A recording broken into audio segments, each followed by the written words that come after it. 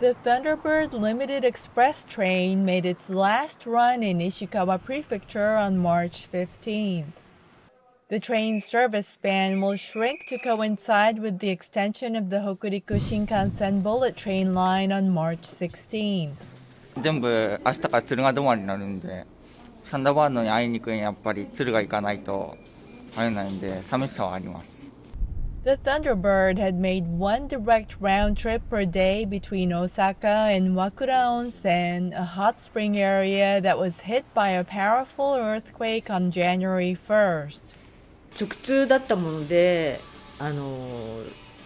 すごい心強かったから、これがなくなるとなるとちょっと戸惑いはありますけど。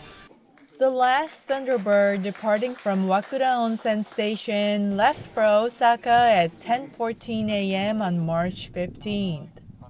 After the final Thunderbird running through Ishikawa Prefecture departs from Kanazawa Station later in the day, the train will serve between Osaka and Tsuruga Station in Fukui Prefecture starting March 16th.